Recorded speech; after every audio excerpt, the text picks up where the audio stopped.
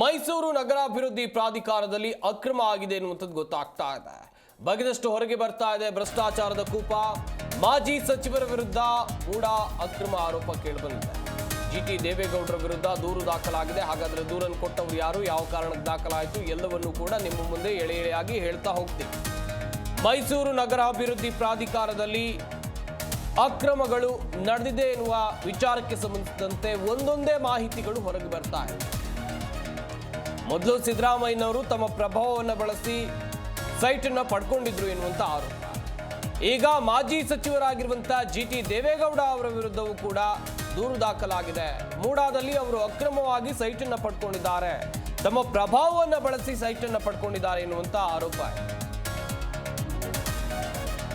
ಸದ್ಯ ದೂರನ್ನ ಕೊಟ್ಟಿದ್ದಾರೆ ಸ್ನೇಹಮಯಿ ಕೃಷ್ಣ. ಕಾದ್ ನೋಡಬೇಕು ಏನಾಗುತ್ತೆ ಅಂತೇಳಿ ಮುಂದಿನ ಹಂತದಲ್ಲಿ.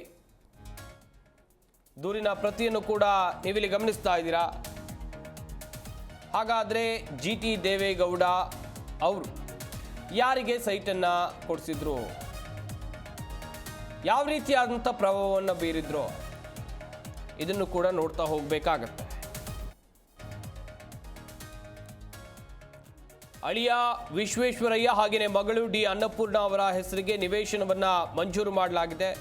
4 ಹೆಸರಲ್ಲಿ ಜಂಟಿ ಖಾತೆಯಲ್ಲಿದ್ದಂಥ ಜಮೀನು. ಇತ್ತ ಜಿಟಿಡಿ ಮಗಳು ಅಳಿಯನಿಗೆ ನಿವೇಶನವನ್ನು ಕೊಡಿಸಿದಂಥ ಆರೋಪ. ದೇವನೂರು ಗ್ರಾಮದಲ್ಲಿ ನಿವೇಶನ ಹಂಚಿಕೆಯಲ್ಲಿ ಅಕ್ರಮ ಆಗಿದೆ ಎನ್ನುವುದಾಗಿ ಸ್ನೇಹಮಯಿ ಕೃಷ್ಣ ಅವರು ತಮ್ಮ ದೂರಿನಲ್ಲಿ ಉಲ್ಲೇಖ ಮಾಡಿದ್ದಾರೆ. ತನಿಖೆ ನಡೆಸುವಂತೆ ಸ್ನೇಹಮಯಿ ಕೃಷ್ಣ ಅವರು ದೂರನ್ನು ಕೊಟ್ಟಿದ್ದಾರೆ. 18,400 ಚದರ ಅಡಿ ನಿವೇಶನ ನೀಡಿ ಅಕ್ರಮ ಎಸಗಲಾಗಿದೆ ಎನ್ನುವಂಥ ಆರೋಪ ಆಯಿತು. 4 ಹೆಸರಿನಲ್ಲಿ ಜಂಟಿ ಖಾತೆಯಲ್ಲಿದ್ದಂಥ ಜಮೀನು 50-50 ಅನುಪಾತದಲ್ಲಿ ಒಬ್ಬರಿಗೆ ಮಾತ್ರ ನಿವೇಶನವನ್ನು ಹಂಚಿಕೆ ಮಾಡಲಾಗಿದೆ. ಅದರಲ್ಲೂ 4,800 ಚದರ ಅಡಿ ನಿವೇಶನವನ್ನು ನೀಡಬೇಕಿತ್ತು. ಆದರೆ 18,400 ಚದರ ಅಡಿ ನಿವೇಶನ ನೀಡಿ ಅಕ್ರಮ ಎಸಗಿರುವಂಥ ಆರೋಪ ಕೇಳಿಬಂದಿದೆ. ತನಿಖೆ ನಡೆಸಿ ಸೂಕ್ತ ಕ್ರಮ ಕೈಗೊಳ್ಳುವಂತೆ ಈಗಾಗಲೇ ಸ್ನೇಹಮಯಿ ಕೃಷ್ಣ ಅವರು ದೂರಿದ್ದಾರೆ. ಗಮನಿಸ್ತಾ ಇರ್ಬೋದು ದೂರಿನ ಪ್ರತಿಯನ್ನು ಕೂಡ. ಇಲ್ಲಿ ಜಿಟಿ ದೇವೇಗೌಡ ಅವರು ತಮ್ಮ ಮಗಳು ಮತ್ತು ಅಳಿಯನಿಗೆ ತಮ್ಮ ಪ್ರಭಾವವನ್ನು ಬಳಸ್ಕೊಂಡು ಜಮೀನನ್ನು ಕೊಡಿಸಿದ್ದಾರೆ ಎನ್ನುವಂಥ ಆರೋಪ. 4 ಹೆಸರಿನಲ್ಲಿ ಜಂಟಿ ಖಾತೆಯಲ್ಲಿದ್ದಂಥ ಜಮೀನು.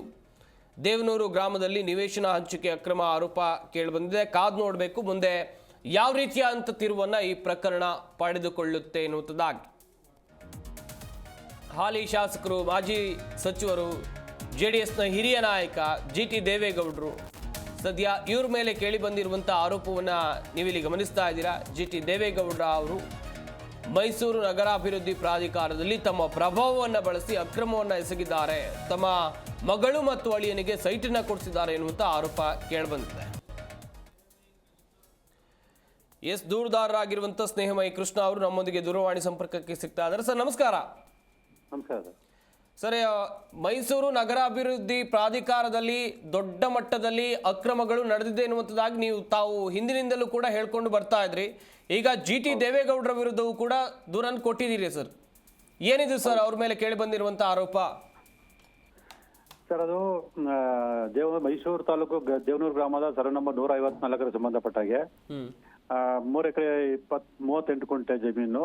ಅದು ಆರ್ಟಿಸಿ ಸ್ಪಷ್ಟವಾಗಿದೆ, ನಗರ ಭೂಮಿತಿ ಕಾಯ್ದೆ ವ್ಯಾಪ್ತಿಗೆ ಒಳಪಟ್ಟಿದೆ ಅಂತೇಳಿ. ಅಂದ್ರೆ ಸರ್ಕಾರಕ್ಕೆ ಸಂಬಂಧಪಟ್ಟಿದ್ದ ಆಸ್ತಿ ಅಂತೇಳಿ.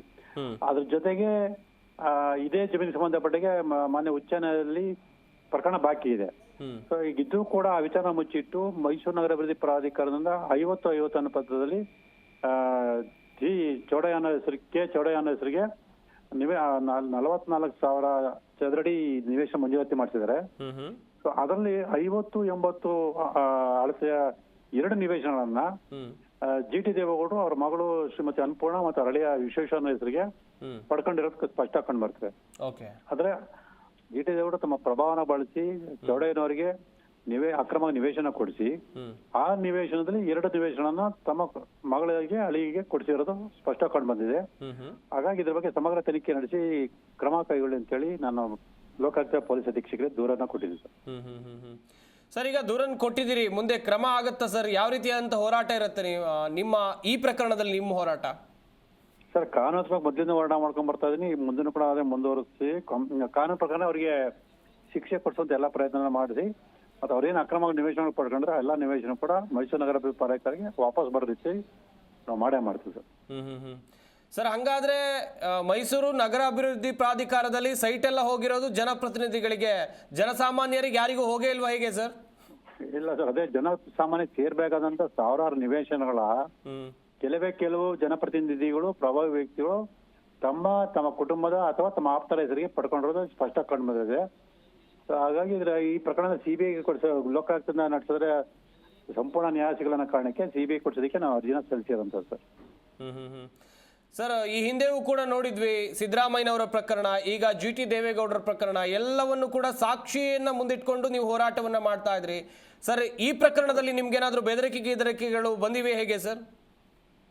ಇಲ್ಲ ಸರ್, ಸದ್ಯಕ್ಕೆ ಯಾವ್ದು ಬೆದರಿಕೆ ಆಗಲಿ ಅಥವಾ ಒತ್ತಡ ಆಗಲಿ ಮತ್ತೊಂದೇನು ಬಂದಿಲ್ಲ. ಸೊ ಏನ್ ಬಂದ್ರು ಕೂಡ ನಾನಂತೂ ನನ್ನ ಹೋರಾಟ ನಿಲ್ಸಲ್ಲ, ನಾನು ಹೋರಾಟನ ಮುಂದುವರ್ಸ್ಕೊಂಡು ಹೋಗ್ತೀನಿ. ಕಂಟಿನ್ಯೂ ಮಾಡ್ತೀರಾ ಹೋರಾಟವನ್ನ? ಖಂಡಿತವಾಗ್ಲೂ ಸರ್. ಸರ್, ಇನ್ನೂ ಪ್ರಭಾವಿಗಳು ಇರ್ಬೋದು ಸರ್, ಮೂಡಾದಲ್ಲಿ ಅಕ್ರಮವಾಗಿ ಸೈಟ್ ಪಡೆದವರು ತಮ್ಮ ಪ್ರಭಾವವನ್ನ ಬೀರಿ? ಸರ್, ಸಾಕಷ್ಟು ಜನ ಇದ್ದಾರೆ. ಆದ್ರೆ ಇನ್ನೂ ಸಮಗ್ರ ತನಿಖೆ ನಡೆಸಿದಾಗಲೇ ಗೊತ್ತಾಗುತ್ತೆ.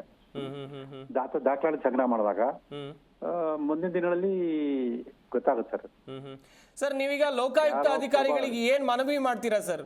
ಯಾಕಂತ ಹೇಳಿದ್ರೆ ಪ್ರಭಾವಿಗಳ ಹೆಸರು ಒಂದೊಂದಾಗಿ ಬರ್ತಾ ಇದೆ. ಹೌದು ಸರ್, ನಾನು ಈಗಾಗಲೇ ಲೋಕಾಯುಕ್ತರಿಗೆ 922 ನಿವೇಶನಗಳಿಗೆ ಸಂಬಂಧಪಟ್ಟಾಗೆ ಪಟ್ಟಿನ ಕೊಟ್ಟಿದ್ದೀನಿ. ಅವರು ಆ ಪಟ್ಟಿನ ಆಧರಿಸಿ ಇಷ್ಟೊತ್ತಿಗೆ ಸಾಕಷ್ಟು ಕ್ರಮಗಳು ತಗೊಳ್ಬೇಕಾಗಿತ್ತು. ಸೊ ಲೋಕಾಯುಕ್ತರು ತುಂಬಾ ವಿಳಂಬ ಮಾಡ್ತಿರೋದು ಸ್ಪಷ್ಟವಾಗಿ ಕಂಡು ಬಂದಿದೆ. ಈ ಕಾರಣದಿಂದನೇ ಲೋಕಾಯುಕ್ತರು ಸಂಪೂರ್ಣ ನ್ಯಾಯ ಸಿಗಲ್ಲ ಅನ್ನೋ ಕಾರಣದಿಂದನೇ ಈ ಪ್ರಕರಣ ಸಿಬಿಐ ಕೊಡಬೇಕು ಅಂತೇಳಿ ನಾವು ಮಾನ್ಯ ಉಚ್ಚ ನ್ಯಾಯಾಲಯದಲ್ಲಿ ಅರ್ಜಿ ಸಲ್ಲಿಸಿರುತ್ತೆ ಸರ್. ಸರ್, ನಿರೀಕ್ಷೆ ಇಲ್ವಾ ಸರ್ ಲೋಕಾಯುಕ್ತದಿಂದ ಸರಿಯಾಗಿ ತನಿಖೆ ಆಗತ್ತೆ ಅಂತ ಹೇಳಿ? ಇಲ್ಲ ಸರ್, ಆ ನಿರೀಕ್ಷೆ ಇಲ್ದಿರೋದೇ ನಾವು ಈ ಸಿಬಿಐಗೆ ಪ್ರಯತ್ನ ಪಡ್ತಾ ಇರೋದು ಸರ್. ಯಾಕೆ ಅಂತ ಹೇಳಿದ್ರೆ ಲೋಕಾಯುಕ್ತ ತನಿಖಾ ಸಂಸ್ಥೆ ರಾಜ್ಯ ಸರ್ಕಾರ ವ್ಯಾಪ್ತಿಗೆ ಒಳಪಡಿರೋದ್ರಿಂದ ಮತ್ತೆ ಸರ್ಕಾರದ ಭಾಗವಾಗಿರುವಂತ ಮುಖ್ಯಮಂತ್ರಿನೇ ಇಲ್ಲಿ ಮೊದಲನೇ ಆರೋಪಿ ಆಗಿರೋದ್ರಿಂದ ಸೊ ತನಿಖಾಧಿಗಳು ಸತ್ಯನ ಎತ್ತಿ ಹಿಡಿಬೇಕು ಅಂತ ಮನೋಭಾವ ಇದ್ರೂ ಕೂಡ ಇವು ಅಧಿಕಾರಿಗಳು ಆದ್ರೆ ಅಧಿಕಾರದಲ್ಲಿರೋರು ಅವಕಾಶ ಕೊಡೋದು ಅನ್ನೋದು ನಮ್ಮ ಅನುಮಾನ. ಅಲ್ಲೂ ಕೂಡ ಪ್ರಭಾವ ಬೀರ್ತಾರೆ ಅನ್ನುವಂಥದ್ದು ನಿಮ್ಮ ಆರೋಪ? ಹೌದು ಸರ್, ಪ್ರಭಾವ ಬೀರಿದಕ್ಕೆ ನಮ್ಗೆ ದಾಖಲೆ ಸಿಕ್ಕಿದೆ. ಆ ದಾಖಲೆ ಆಧರಿಸಿ ನಾವು ಸಿಬಿಐ ಕೊಡಿಯಲ್ಲಿ ಮನವಿ ಸಲ್ಲಿಸಿರೋದು. ಸಿಬಿಐ ಕೊಟ್ರೆ ತನಿಖೆ ಆಗ್ಬೋದಾ ಸರ್ ಸರಿಯಾಗಿ? ಹೌದು ಸರ್, ಸಿಬಿಐನ ತನಿಖೆ ಆಗುತ್ತೆ ಅನ್ನೋ ವಿಶ್ವಾಸ ಇದೆ. ನೋಡೋಣ sir. Sir, thank you sir. Zee Kannada news ಜೊತೆಗೆ ಮಾತನಾಡಿದ್ದಕ್ಕಾಗಿ. ದೂರುದಾರರಾಗಿರುವಂತಹ ಸ್ನೇಹಮಯಿ ಕೃಷ್ಣ ಅವರು ಮಾತನಾಡಿದ್ರು. ಈಗ GT ದೇವೇಗೌಡರ ವಿರುದ್ಧ ದಾಖಲೆ ಸಮೇತ ಅವರು ದೂರನ್ನ ಕೊಟ್ಟಿದ್ದಾರೆ. ತಮ್ಮ ಪ್ರಭಾವವನ್ನು ಬಳಸಿ GT ದೇವೇಗೌಡರು ಮಗಳು ಮತ್ತು ಅಳಿಯನಿಗೆ ನಿವೇಶನವನ್ನ ಕೊಡಿಸಿದ್ದಾರೆ ಎನ್ನುವುದಾಗಿ ದೂರನ್ನ ಕೊಟ್ಟಿದ್ದು ಸ್ನೇಹಮಯಿ ಕೃಷ್ಣ ಅವರು. ಸದ್ಯ ಲೋಕಾಯುಕ್ತಕ್ಕೆ ದೂರನ್ನ ಕೊಟ್ಟಿರುವಂಥದ್ದು ಅವರು. ಅವರ ಆಗ್ರಹ ಏನು ಅಂತ ಹೇಳಿದ್ರೆ ಲೋಕಾಯುಕ್ತದ ಬದಲು ಇಲ್ಲಿ ಸಿಬಿಐ ತನಿಖೆ ಆದ್ರೆ ಬೆಟರ್, ಒಳ್ಳೆಯದು ಎನ್ನುವಂಥದ್ದಾಗಿ ಅಭಿಪ್ರಾಯವನ್ನ ವ್ಯಕ್ತಪಡಿಸಿದ್ದಾರೆ.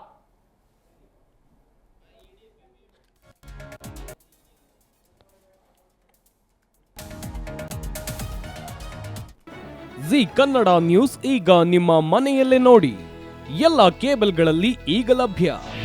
ನಿಮ್ಮ ನೆಚ್ಚಿನ ಜಿ ಕನ್ನಡ ನ್ಯೂಸ್ ಈಗ ಸನ್ ಡೈರೆಕ್ಟ್ ನಲ್ಲಿ number 292, Tata play number 1664, Jio TV number 1334, NXT digital number 30, in cable number 30, city networks 51, U digital number 162, GTPL number 17, Rockline telecommunications number 42, Shri Basaveshwara cable number 168, rural cable network 60, Vinayaka digital 57, Abhishek cable 821, city channel 53, Siddeshwara cable network 57, V4 digital Infotech 628, Surya digital networks 53, Gajanan digital number 836, Malnad Infotech private limited number